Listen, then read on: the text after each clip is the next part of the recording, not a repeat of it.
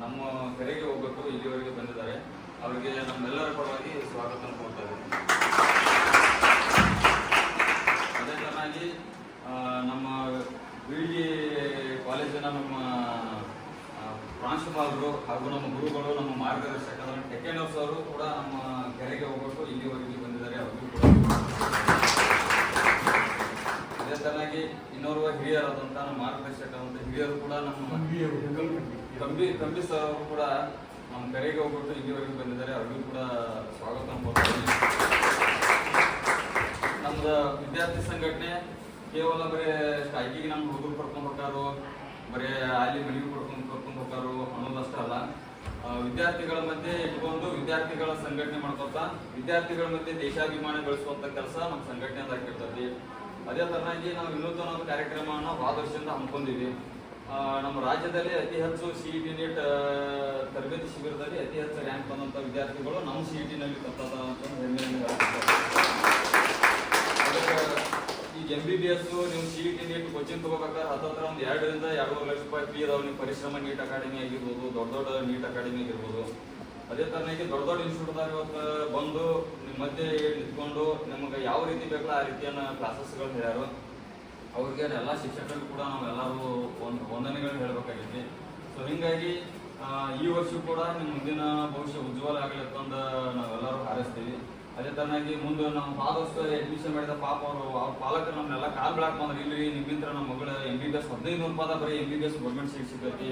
1500 ರೂಪಾಯಿದಾಗ ನಮ್ಮ medical seat without any interview, without any test, without any examination. ಅಂದ್ರೆ ನಿಮಗೆಲ್ಲ ಹಾಗಿಲ್ಲ. ನೀವು ಅಂಕಗಳನ್ನು ತಗೊಂಡ್ರು ಸಹಿತ you have to pass the some there is a competitive examination. NEET ಇರ್ಬೋದು ಅಥವಾ CET ಇರ್ಬೋದು. ಇದು ನಿಮಗೆ ಅಡ್ಮಿಷನ್ ತಗೊಳ್ಳೋದಕ್ಕೆ. ನೀವು ಜಾಬಿಗೆ ಹೋಗ್ಬೇಕಾದ್ರೂ ಅಷ್ಟೇ you have to pass the some examination. SDC exam ಇದೆ, FDCP ಎಕ್ಸಾಮಿನೇಷನ್ ಇದೆ. ಅದಕ್ಕೆಲ್ಲ ಕಾರಣ ಏನು ಅಂತಂದ್ರೆ ಓನ್ಲಿ ಅಂಕಗಳ ಆಧಾರದ ಮೇಲೆ ಯೋಗ್ಯತೆ ನಡೆಯೋಕ್ಕಾಗೋದಿಲ್ಲ. You have to earn the knowledge. ಅಂಕಗಳು ನಾಲೆಜ್ ಅಂತ ತಿಳ್ಕೊಳ್ಳೋ ಅವಶ್ಯಕತೆ ಇಲ್ಲ. ಕಡಿಮೆ ಅಂಕಗಳು ಮಾತು ನಿಮ್ಗೆ ನಿಮ್ಗೆ ಒಂದು ದಿವಸ ಅವ್ರಿಗೆ ಕರೆಸಿ ನಿಮ್ಗೆ ಒಂದು ಭಾಷಣ ಮಾಡಿಸ್ಬೇಕಾಗಿತ್ತು. ಮೊದಲೇ ಕೋಚಿಂಗ್ ಕೊಡಿಸ್ಬೇಕಾಗಿತ್ತು. ಅದನ್ನು ಮತ್ತೆ ನಾವು ತಿಳ್ಬಿಟ್ಟವರು. ನಾನು ಹೇಳ್ತೇನೆ, ನಿಮಗೆ ಯಾವಾಗಾರ ಮುಂದೆ ನೀವು ಕಲೆಕ್ಷನ್ ಮಾಡಿದ್ರೆ ಈ ಗುರುಗಳನ್ನ, ಈ ಪ್ರಿನ್ಸಿಪಾಲ್ಗಳನ್ನ ಕರೆಸಿ ನಿಮ್ಗೆ ಒಂದು 4 ಒಳ್ಳೆಯ ಮಾತುಗಳನ್ನ ಹೇಳಿಕ್ಕೆ ಒಂದು ತಾಸು ಸಮಯ ಕೊಡುವಂಥ ಒಂದು ಏರ್ಪಾಡು ಮಾಡ್ತಾ ಬಂದಿರುವಂಥ ಅನ್ನುವಂಥ ಮಾತನ್ನು ನಾನು ಹೇಳ ಬಯಸ್ತೇನೆ. ಅದಕ್ಕೆ ಇಲ್ಲಿ ಕಲಿಸಿದ ವಿಜಯೇಂದ್ರ ತಿಪ್ಪರೆಡ್ಡಿ ಅವರಿಗೆ ಹಾಗೂ ವಿದ್ಯಾರ್ಥಿನಿ ಸ್ನೇಹಿತರು, ಇದು ನಿಮ್ಮ ಜೀವನದೊಳಗೆ ನಿರ್ಣಾಯಕ ಘಟ್ಟ ಇದೆ. ಯಾಕಂದ್ರೆ ನೀವು CET ಒಳಗೆ ಯಾವಾಗಲೂ ದೊಡ್ಡ ಇರೋದಿಲ್ಲ. ಕೆಲವರಿಗೆ ಸ್ವಲ್ಪ ಪ್ರಯತ್ನದಿಂದ ಬೇಗನೆ ವಿದ್ಯೆ ತಿಳಿಗತ್ತೈತಿ, ಕೆಲವರು ಹೆಚ್ಚಿನ ಪ್ರಯತ್ನ ಮಾಡಬೇಕು. ಅದಕ್ಕೆ ಮನುಷ್ಯ ಯಶಸ್ವಿಯಾಗಬೇಕಂದ್ರೆ ಪ್ರಾಮಾಣಿಕ ಪ್ರಯತ್ನವೇ ನಿಮ್ಮನ್ನು ಯಶಸ್ವಿ ಒಯ್ತೈತಿ.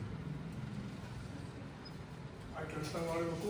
ನಿಮ್ಮ ತಂದೆ ತಾಯಿಗಳು ಸಹಿತ ಮೇಲೆ ಭಾಳ ಆಶೆ ಇಟ್ಕೊಂಡು ನಮ್ಮ ಮಗ ಹಿಂಗೆ ಕಲಿಬೇಕು, ನಮ್ಮ ಮಗ ಹಿಂಗೆ ಕಲಿಬೇಕು ಇಟ್ಕೊಂಡಿರ್ತಾರೆ. ಅವ್ರ ಪಾಪ ಅವ್ರ ಪರಿಜ್ಞಾನಿಗಳು.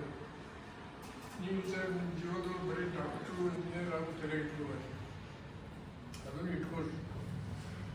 ಆದ್ರೆ ಅನೇಕ ಕೋರ್ಸ್ಗಳಲ್ಲ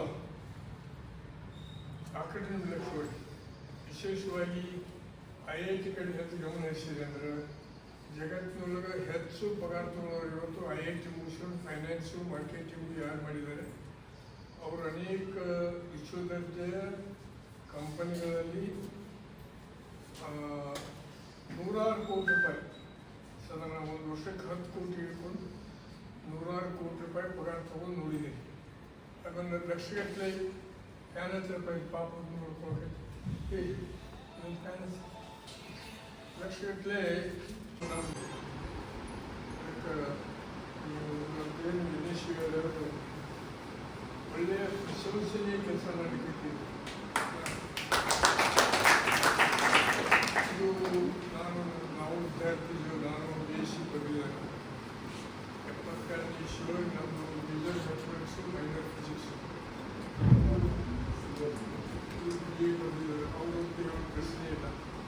ಪ್ರಿನ್ಸಿಪಾಲಾಗಿ ಕೆಲಸ ಮಾಡಿದಾಗ ಆದರೆ ನಾವು ಮೋಸ್ಟ್ 50 ಮೋಸ್ಟ್ ಇರ್ರೆಗ್ಯುಲರ್ಸ್ ಸಾಕಷ್ಟು ಜಾಣನಾಗಿದ್ದೆ. ಅದರ ಪರೀಕ್ಷೆ ಪಾಸ್ ಆಗೋಕ್ಕೆ ಅಷ್ಟ ಹೋಗುವಂಥ ಕೆಟ್ಟ ಹವ್ಯಾಸ ಬೆಳೆಸಿಕೊಂಡು ಅವಾಗ ರಾಜಕಾರಣಕ್ಕೆ ಬಿದ್ದರು. ವಿದ್ಯಾರ್ಥಿ ಜೀವನದಲ್ಲಿ ರಾಜಕಾರಣಕ್ಕೆ ಬಿದ್ದು ಹೆಚ್ಚಿನ ಶಿಕ್ಷಣ ಪಡೀಲಿಕ್ಕೆ LLB ಸಹಿತ 3 ವರ್ಷ ಮಾಡಿದ್ದೀನಿ. ಕೊನೆಯ ವರ್ಷದ 3 ಪೇಪರ್ ಉಳಿದಿದ್ದಾವೆ, ಮಾಡ್ಕೊಳ್ಳಿಕ್ಕಾಗಲಿಲ್ಲ. ಯಾಕಂದ್ರೆ ನಗರ ಮಾಡಿಬಿಟ್ರೆ ಅವಶ್ಯಕತೆ ಇರಲಿಲ್ಲ. ಆದರೆ ಮನುಷ್ಯನಿಗೆ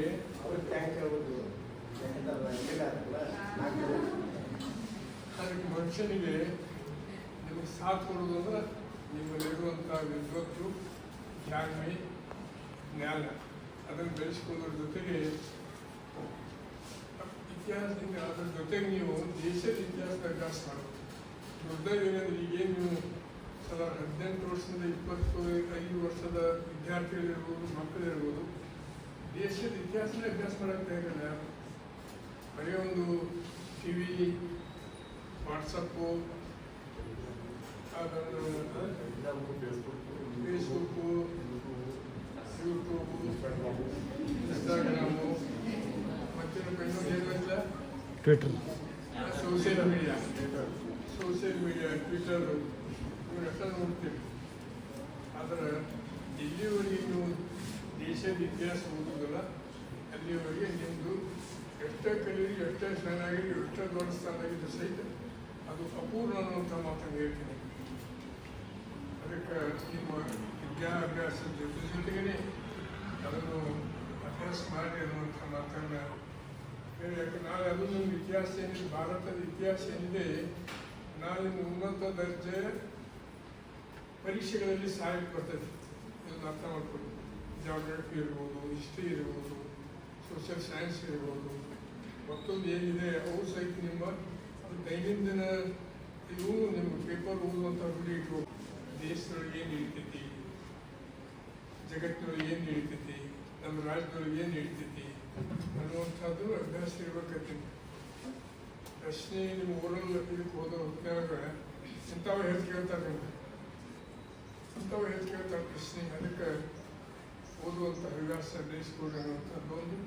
ಈಗಾಗಲೇ ವಿದ್ಯಾರ್ಥಿ ಏನು ಒಂದ್ಸಲ ಏನೇ ಒಂದು ಚೆನ್ನಾಗಿ ಮಾತಾಡಿದ, ತನ್ನ ಅನುಭವ ಇಲ್ಲ ಅಲ್ವಾ, ಒಳ್ಳೆ ಅಭಿಪ್ರಾಯ ಇದೆ. ಯಾಕೋ ಹೆಣ್ಮಕ್ಳು, ಯಾಕಂದ್ರೆ ಇವತ್ತು ಜಗತ್ತಿನಲ್ಲಿ ಎಲ್ಲ ರಂಗದವರು ಮುಂಚಿನಲ್ಲಿ ಇರೋರು ನೀವು. ಅದನ್ನು ಹೆಚ್ಚು ಕೆಲಸ ಮಾಡುವಂಥ ಸಾಮರ್ಥ್ಯ ಇರೋದು ಮಹಿಳೆಯರಲ್ಲಿ. ನಾವು ಗಂಡಸರು ಮೈಗಳು. ನೀವು ಅದಕ್ಕೆ ಶಾಸ್ತ್ರ ಇಲ್ಲ. ಒಬ್ಬ ಮನುಷ್ಯ, ಒಬ್ಬ ಹುಡುಗ ಶಾಲೆ ಕಲ್ತಂದ್ರೆ ಅವನೊಬ್ಬರು ಪ್ರತ್ಯೇಕ. ಆದರೆ ಒಂದು ಮಹಿಳೆ ಶಾಲೆ ಕಲ್ತರು ಶಾಲೆ ತಗೊಳಂಗೆ ಅಂತ ಹೇಳ್ತಾರೆ.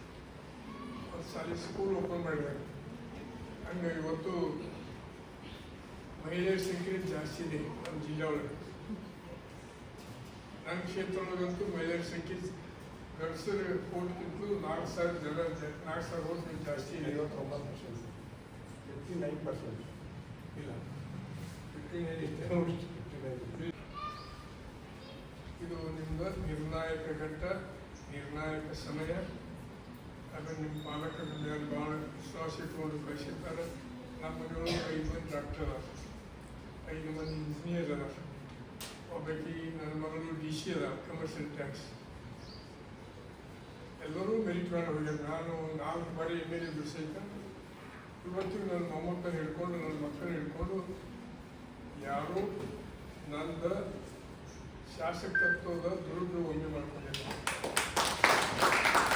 ಇವತ್ತು ನಾವು ಒಬ್ಬರೇ ಬರಲಿಲ್ಲ, ನಾನು 2 ಗೆಳೆಯರನ್ನು ಕರ್ಕೊಂಡು ಬಂದಿದ್ದೀನಿ. ಅವ್ರ ವಿಚಾರಗಳನ್ನು ಹಂಚ್ಕೊಂಡಿದ್ದಾರೆ.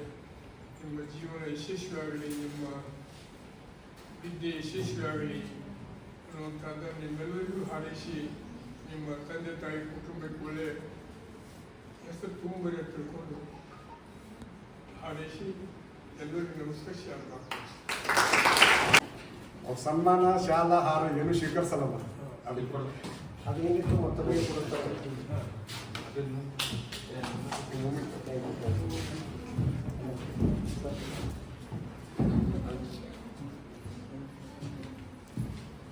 ಇವೆಲ್ಲ ಮತ್ತೆ ಖರ್ಚಿನ ಮೇಲೆ ಹೊತ್ಕೊಂಡ್ರಿ ಎಷ್ಟೆಲ್ಲಕ್ಕೊಂದು 4 ದುಡ್ಡು ಖರ್ಚು ಆಗೋದಿಲ್ಲ. Okay, thank you. ವೆಲ್ಕಮ್.